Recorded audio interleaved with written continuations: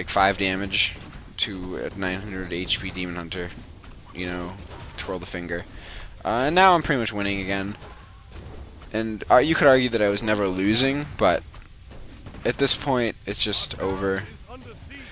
But, you know, Night Elf fights on. I've seen, like, I'm not gonna lie, there was this one game I played where it was like, okay, so I'm totally raping him. He has like 5 buildings, and he's hiding in the back of his base, and I have like 5 towers. His Demon Hunter runs out, kills all my casters, gets staff back home, runs out, kills my last caster, turns into level 6, and I lose.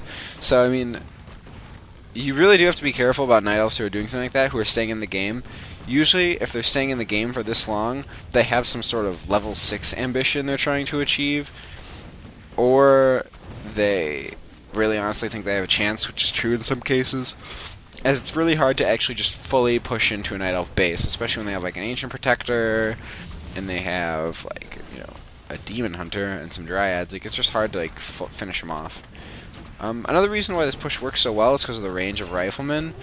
They outrange Dryads when they're upgraded, so that essentially happens is your focus can put Dryads at like half health before they're even like out and about hurting you.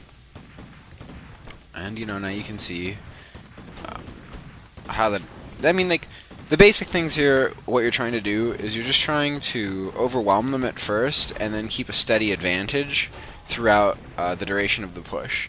You're not, like, trying to tower and tower and tower in. Once the towers are up, they really can't touch you, just by the fact that you have stationary defense you can run to in the immediate vicinity of their base.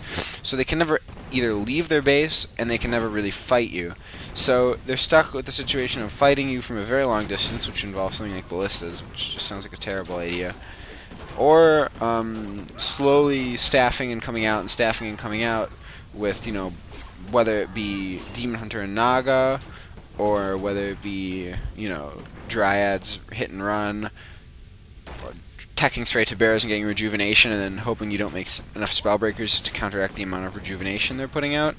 I mean, they have like a lot of battle plans, but none of them are very good. If you can get this initial advantage, it's much harder for the Night Elf to come back than it is for you to lose. So I'd say, you know, with this sort of thing, it's really all about getting those few towers up and maybe just killing some archers early, you know?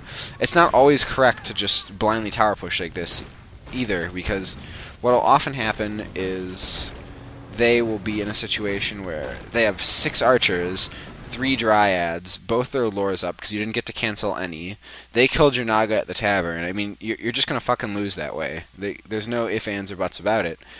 However, in the event that you kill a whole bunch of archers, maybe you kill their Naga, or you make their Demon Hunter go way, way low HP, and they have difficulty coming back from that because you are just, you know, utterly kicking their ass and they have no Moonwell juice, Rifle Push is probably just going to wipe the floor with them.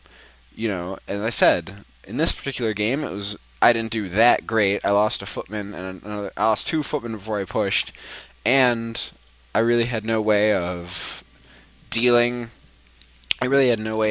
with the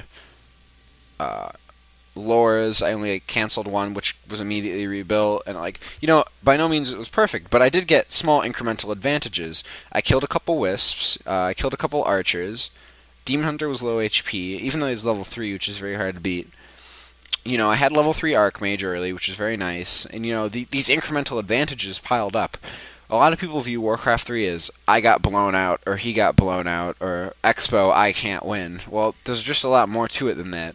There's the amount of little things that go into a game are just so utterly endless. And you can see that, like, in that game, the small advantages I had just piled up upon him.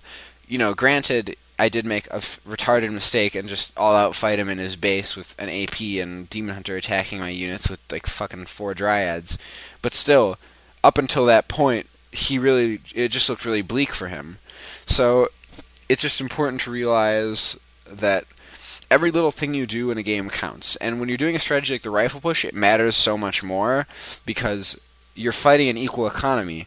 When you're fighting with an Expo versus Undead, for example, yeah, you lose your level 3 Archmage and you Tavern Revive him. It sucks, and it sets you back a bit. But you have 2 bases and some towers. You're going to be okay.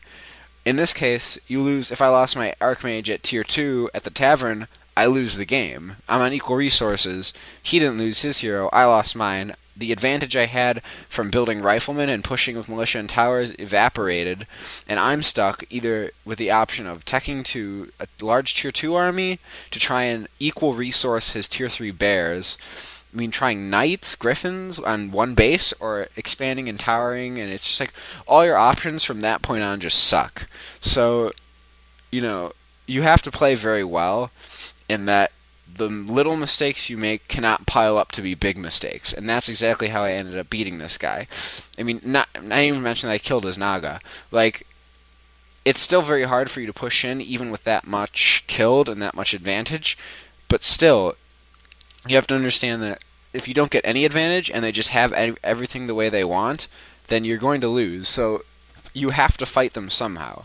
A lot of human players will do this thing where they just creep, get Naga, creep more, and then push, and that just doesn't work. A lot of people think that's what the rifle push is. It's not. You have to be aggressive. You have to get in there and you have to do something. For a DH, Naga, 5 archers, and 4 dryads will kick your ass every time.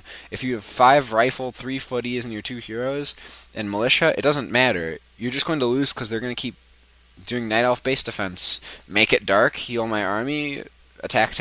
Oh, my DH is low HP, staff him out. Like, you just aren't going to be able to win under those circumstances. So, again, if you really want to do the rifle push, and I think it's a very good time to start doing it, granted the light of this new patch, best way to do it is how I just demonstrated it, which is my personal belief.